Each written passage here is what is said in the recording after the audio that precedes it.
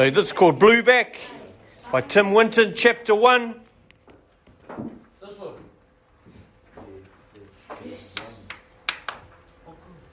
Just as the sun came up, Abel pulled on his wetsuit and ran down the jetty. Already his mother was in the dinghy with the outboard motor running. It was cold this morning and Abel was still half asleep. He got down into the boat, untied the bowline and pushed them clear. With a purr of the outboard, they surged away. In the bow, he looked around, slowly waking up in the cold rush of air. Sunlight caught the windows of the shack above the beach so that every pane of glass looked like a little fire. He watched his mother's hair blow back off her shoulders. She squinted a little. Her skin was tanned and wrinkled from the sun. He felt the sea pulsing under him as the little boat skimmed across the bay. "Good morning, sleepyhead," said his mother. "Better get your gear out." He bent down to the plastic dive crate and pulled out his fins, snorkel and mask. He found his weight belt and bag and screwdriver and laid them on the seat beside him. After a while, his mother steered them around the front of Robber's head and cut the motor. The anchor went down into the dark, clear water and everything was quiet. "Stay close today, okay?" "Okay," he said, pulling on his fins and rubbing spit into his mask so it wouldn't fog up underwater. His mother pitched over the side, her fins flashing upwards. The boat rocked a little and Abel pulled his mask on and followed her. He fell back into the water with a cold crash. A cloud of bubbles swirled around him, clinging to his skin like pearls. Then he cleared his snorkel and rolled over to look down on the world underwater. Great round boulders and dark cracks loomed below. Tiny silver fish hung in the nervous schools. Seaweed trembled in the gentle current. Orange starfish and yellow plates of coral glowed from the deepest slopes where his mother was already gliding like a bird. Abel loved being underwater.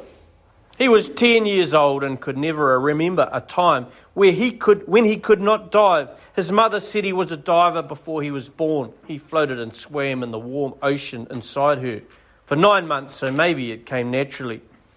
He liked to watch his mother cruise down into the deep in her patchy wetsuit. She looked like a scarred old seal in that thing. She was a beautiful swimmer, relaxed and strong. Everything he knew on land or under the sea, he learned from her.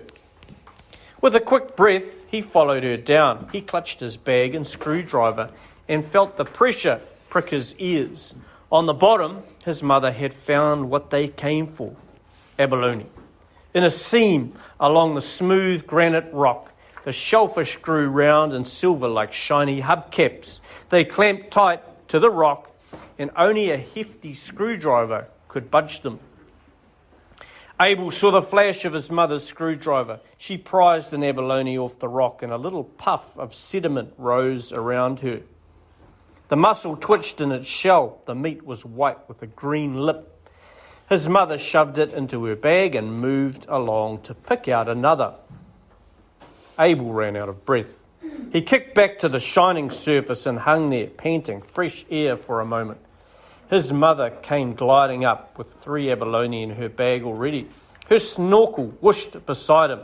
In a moment, they dived again to work along the bottom, picking abalone and filling their bags.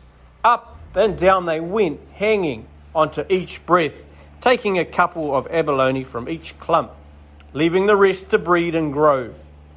Small fish came out of the weed and crevices to snaffle bits of meat and pick over the sediment they stirred up. Wrasse, sweep, scaly fins, blennies, foxfish and blue devils, all kinds of reef fish darted about them in bursts of colour. On the deepest dive at his limit, Abel was almost at the end of his breath when he felt a rush in the water behind him.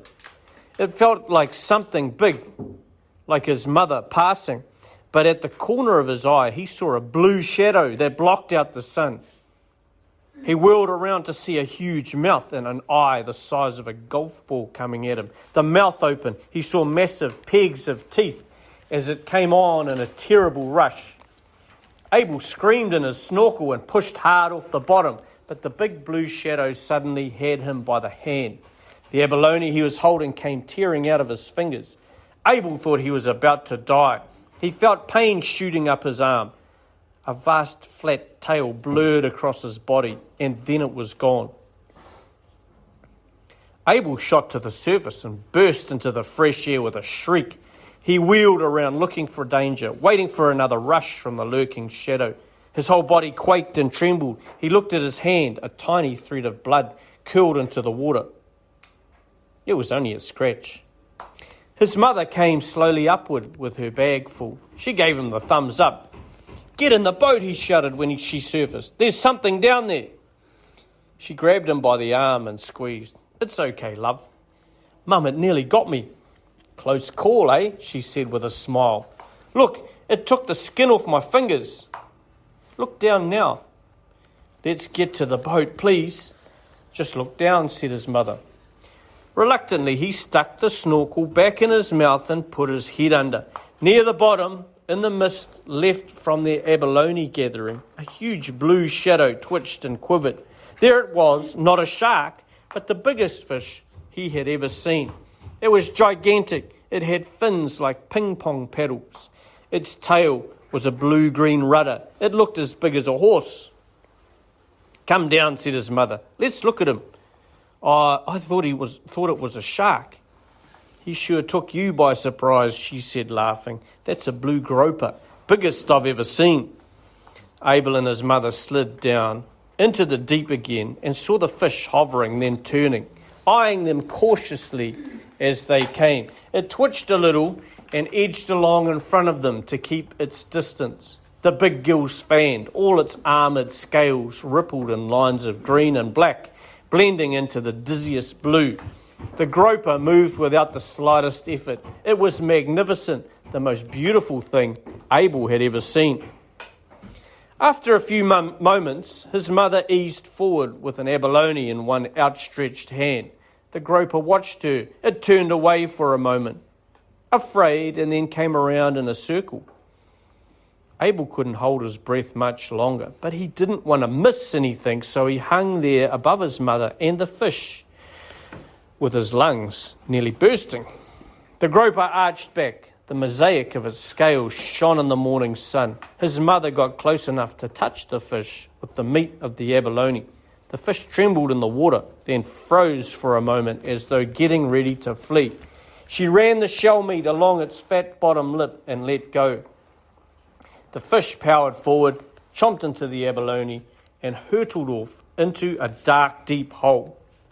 The pair of them climbed into the boat, laughing. They piled their catch into the crate and pressed towels against their glowing faces. "I can't believe it," said Abel. "It's big enough to eat your arm off." "He must be old to grow that big," said his mother as she pulled on the starter rope. "He's so blue." "And smart," she said. "He knew what he was doing. We're lucky, you know, lucky to see such a thing." They skimmed back around into the bay, across the slick green water towards the jetty and the shack that was their home. Abel Jackson had lived by the sea here at Longboat Bay ever since he could remember. His whole life was the sea and the bush. Every day was special, his mother always told him this, but all became much more precious the day he first shook hands with old Blueback.